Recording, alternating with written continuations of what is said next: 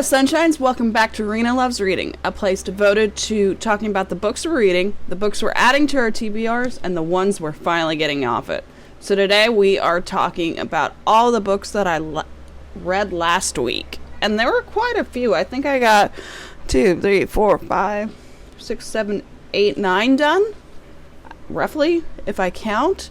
And let's face it, I accept that I am not the best at math, so we'll see.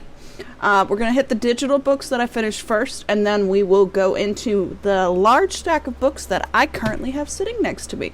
So, one of the last books that I actually read last week was Dry by Neal Shusterman.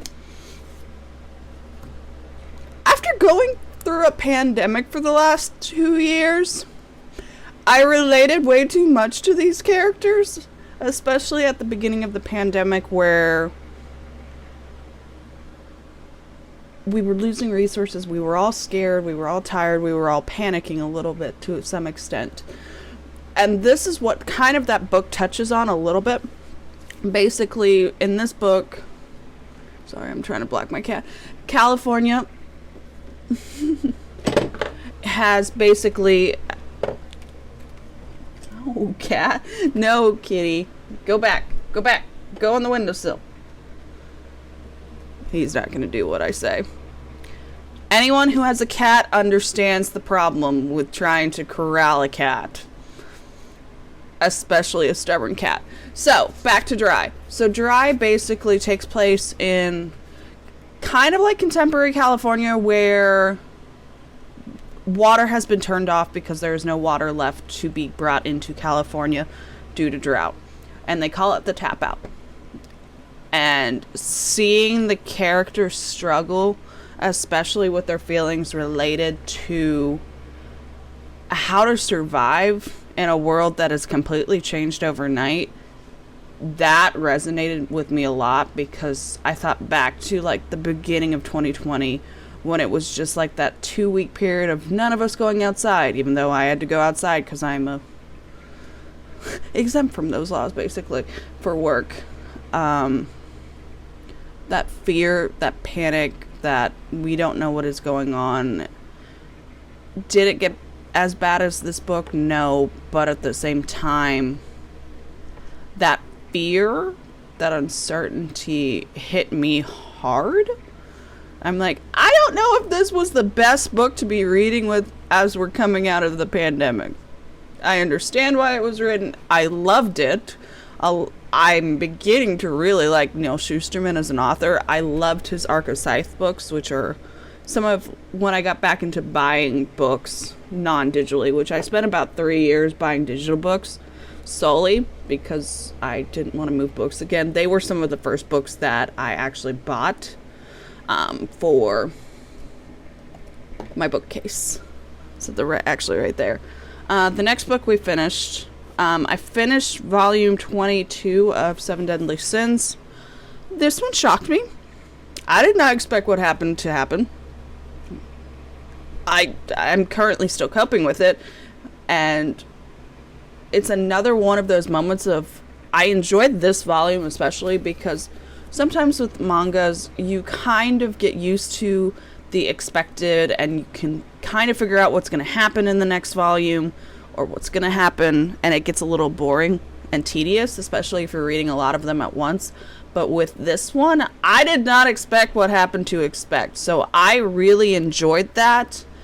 I think because I've taken so much distance from reading them back to back, I've lost a little bit of the thread of the story, so I think I need to be reading and focusing on one manga at a time to be able to follow along with the story and just knock it off my TBR. So I think I'm going to start volume 23 on this to see what happens next because it has engrossed me a lot. But yes. I did also finish Here Comes the Fudge. So Here Comes the Fudge. When I was getting back into readings, or getting into reading initially right after college, and we all know when you're in college and you're doing all of that reading, you do not want to do any reading because you're already overwhelmed. When I was in college and starting to get back into that reading for self-care and not doing it for my studies, especially. I was getting a lot into cozy mysteries because, when I was a kid, I loved Mary-Kate and Ashley, and I loved, like, those mystery novels that they used to come out with for some reason. So this hit the spot on I just wanted a cozy mystery, and that is what I got. And apparently text message. I had a bad week last week in terms of, like, just life and work at the same time, conversing and converging, and very stressed out. So I'm walking around Meijer, which is a grocery store around us, and I'm in the book section, like any book nerd who loves reading stops by any book section that they come in contact with. And for some reason, I ran into this sitting on the shelf, but I bought it digitally because I'd rather do it that way. It's a manga about Stitch annoying a samurai. Yes, you heard me right. Stitch, the Disney character, annoying a samurai. Was it the most ridiculous book I have bought in a long time? Yeah. Did I enjoy it? Yep. Did I buy the other 2 volumes that have been published so far? Yep. Am I gonna probably read them this week? You bet your butt.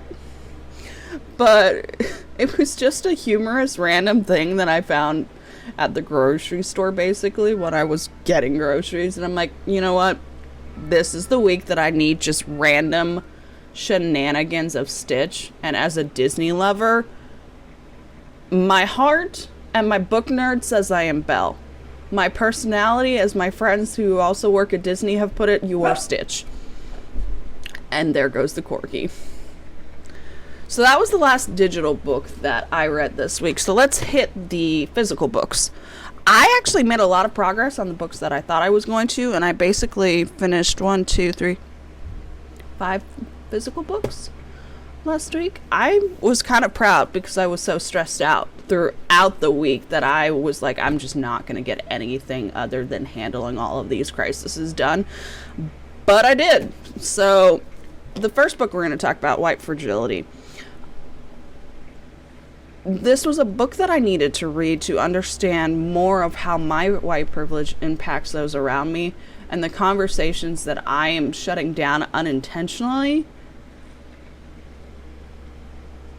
by being a white female. And I thought that I was good at social awareness, and yes, there's the cat. He's probably going to chase the dog.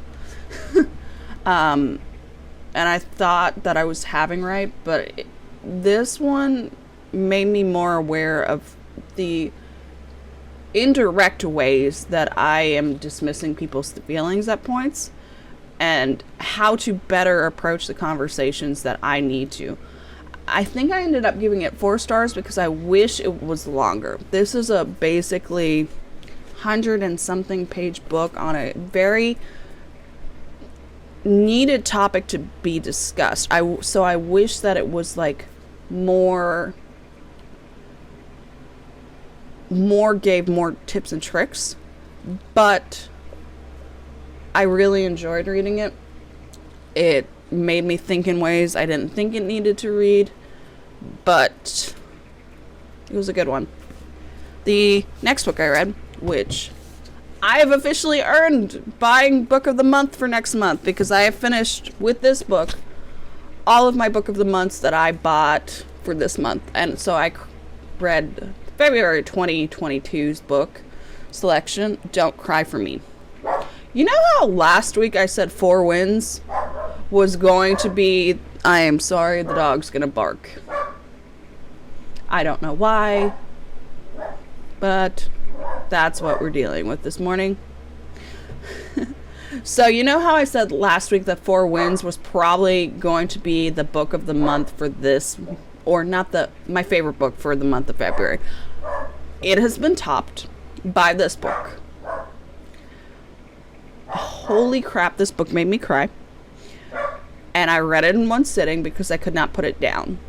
So basically this book follows the story of a man who grew up post-slavery era and is dealing with the fact that his son is gay and the distance that is created in their relationship as he is facing his own deathbed and the deaths of some of his loved ones around him.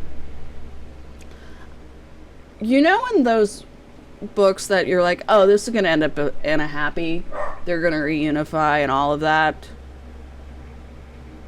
I was caught off guard by this one, because I expected it to go one way and it did not go that way at all. And I think that led to the emotional connection I had with this book, because it did not go the way that I wanted it to go. And to explore the relationships between father and son, and how those are often sometimes the hardest relationships we deal with, those with our parents, and the dynamics of our parents grew up in such a way that when they are trying to parent us, they are only parenting us from the skills that they learned from their parents. So that generational steps to be taken to break negative cycles and all of that was very interesting for me. And it was a conversation and a quick read that needed to be had. I'm probably going to check out to see if there's more by this author, because I enjoyed his writing style, especially since this book is set out in letters, almost kind of like a journal entry, because it starts, there's no chapter headings, I don't think. Let me check. I could be lying. No, there's no chapter numbers. It's just basically dates as you follow this father as he is progressing through his diagnosis of cancer and as he gets closer and closer to his death, and through the letters with his son. And each letter picks up where the last one finished in a very diary sort of way, which I enjoyed. But yes. So I finally read Six of Crows. Six of Crows, I enjoyed it, but not as much as the story. I just completely forgot the title of that series. The other Grishaverse series, Storm and Siege? Storm and Siege. I know. I just failed. I failed big time not remembering this. But for some reason, this gave me Mistborn by Brandon Sanderson vibes, and that's the only thing I could compare it to throughout reading this book was Mistborn. I don't know why. It might be that heist element of it. But when you're comparing a YA book that you know is not supposed to be at the level of like a Brandon Sanderson adult fantasy, it's never gonna win. And I think that is what this happened. Like, I enjoyed it, but I had also read the other books that I enjoyed more, and I also read Mistborn, which I enjoyed a whole lot more. Will I continue with Crooked Kingdom? Yeah. It's just, I don't think this is gonna be as rockstar as the other series in this universe was. And I feel bad saying that, because that Six of Crow had the elements of all of, like, the books that I love and want to read more. But then it hit the Brando Sanderson wall, and it didn't survive as well as I thought it was going to. The next book I read was I finished Covet by Tracy Wolff. This is the third book in the Craze series. Basically, think Vampire Academy meets Twilight meets kind of like Vampire Academy meets Twilight is the best reference I can understand. This one I enjoyed a lot just because of some of the elements that were going on and the introduction of new characters that were not previously discussed. It was a very telling book in terms of like the relationships continue to develop as you've seen them develop over the first two books. And to see the choices that are made that you didn't expect to be made when you read the first book, it's always an interesting dynamic in terms of that. I will be picking up the fourth book. I have Court in my bookcases out there, I have like 5 bookcases around my home that are full of books that probably need to be read or have already been read. So I will probably be picking up Court soonish. maybe March, maybe mid-March, I think, is where it is probably going to last and land. And the last book that I read this month, which I read this in one go, in between driving to appointments to do work, I read The Guinevere Deception. This, like, I love the cover. This story caught me off guard because at the beginning I was not getting into it. I'm like, I don't want to read another Arthurian retelling. It's going to be the same as all the other ones that I have read. Why am I going to pick into this book? And then I got into it and I'm like, okay, we're going to do that. Fair. We're going to go there. And we're going to just read this book. So I will be picking up the second book to this very soon. This book focused on the beginnings of Guinevere's tale in Camelot and just getting married and that beginning series and picking up the Knights of the Round Table. I am interested to see where this book, the next two books go. I own the second one and I need to pick up the third one soonish. But I need to earn books by reading it because I've bought a lot of books this month. Yeah. I need to basically... So my motto is, because I have so many unread books in either my Kindle library or on the shelves that I have, because realistically, I am addicted to books. Hi, my name is Rina and I love books and I keep buying books and they keep coming out and it's a slight addiction. Sorry. But for me, I have to read 3 books to be able to earn a full price book. And I'm out of books, basically, that I had saved up. But it's the way I'm getting down my endless TBR in that regard. And so with that, that was our last book that we discussed and that I read last week. I will be putting them back on the bookshelves this week. I have put up already the books I'm reading this week. So please check that out. Also this week we will be having a comparison of unofficial biographies of BTS. If you want to see that, that's going to go under the BTS Made Me Read It playlist. But that should be coming out later this week. Thank you for watching. If you liked this video, please like, subscribe, and comment, and I will get back to you when I hear from you. Have a wonderful day.